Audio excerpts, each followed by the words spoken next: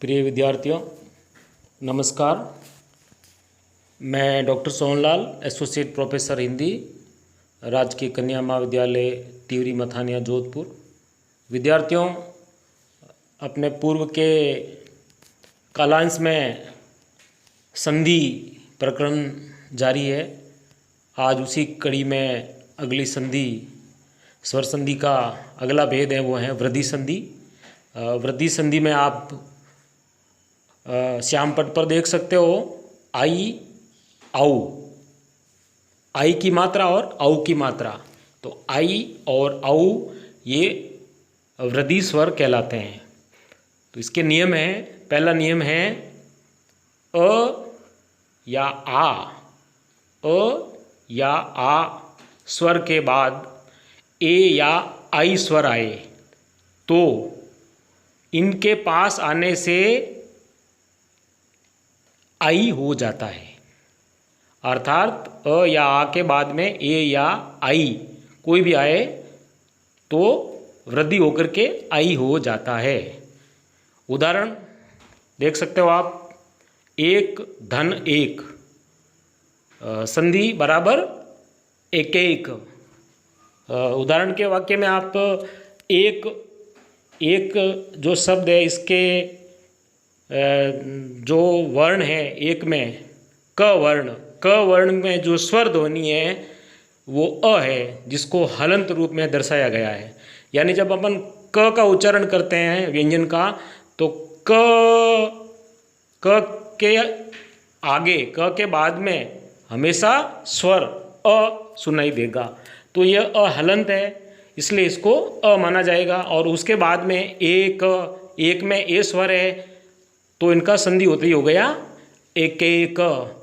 तो इस प्रकार इसका उदाहरण हो गया एक धन एक बराबर एक एक।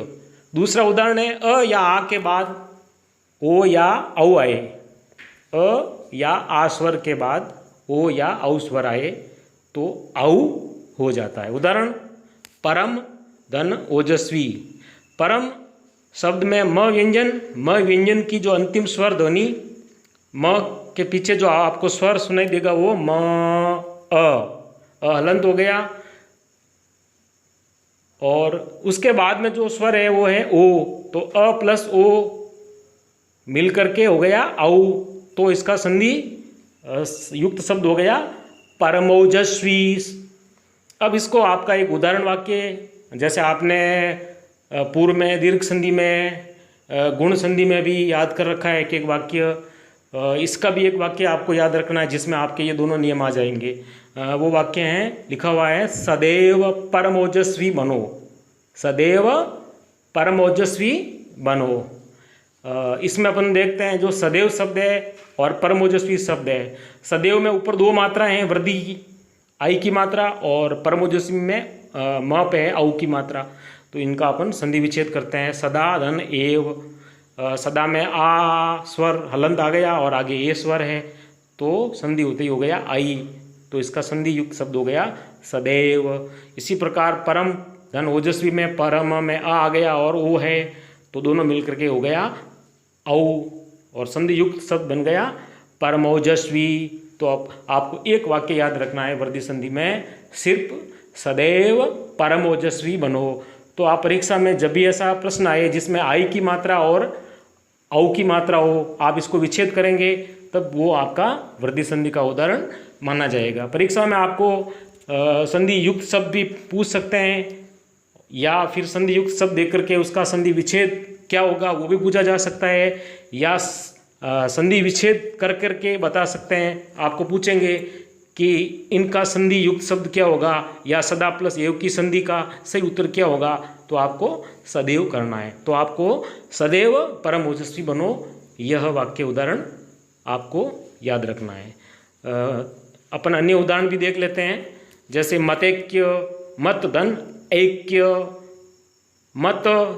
मत में आपका त में अ की ध्वनि सुनाई देती है पीछे, उसके बाद में आई है तो वृद्धि हो गई, तो मतैक्य। उसी प्रकार वसुधा प्लस एव, वसुधा में धा में आ स्वर है और उसके बाद में ए है, तो इसका हो गया वसुदैव।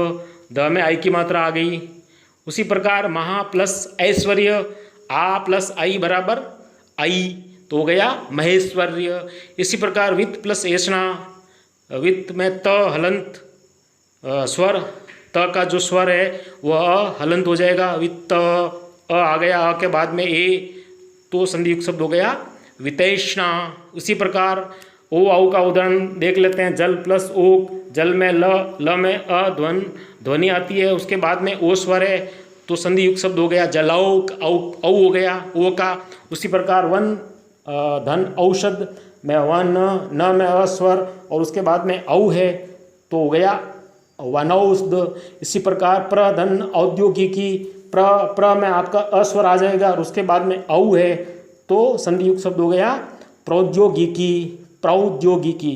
तो इस प्रकार आप ये उदाहरण वाक्य याद रख करके अन्य उदाहरण भी आप है वो याद रख सकते हैं। इसका आप अपनी व्याकरण की पुस्तक अपने पास होगी, आप उसमें से अन्य उदाहरण का भी अभ्यास करें और उन प्रश्न पत्र में इस प्रकार के जो उदाहरण हैं उनको आप हल करें, बार बार अभ्यास करेंगे और इनको याद करते जाइए। आपको आगे वाली कालांश में इसका अगला जो प्रकरण है वो बताया जाएगा। धन्यवाद। अपने इस कॉलेज के चैनल को अगर किसी विद्यार्थी ने अब तक सब्सक्राइब नहीं किया है तो वो सब्सक्राइब कर लें और अधिक से अधिक पढ़ने वाले विद्यार्थियों को वीडियो शेयर करें। इस प्रकार आपको उपयोगी प्रतियोगी परीक्षाओं से संबंधित वीडियो मिलते रहेंगे। धन्यवाद।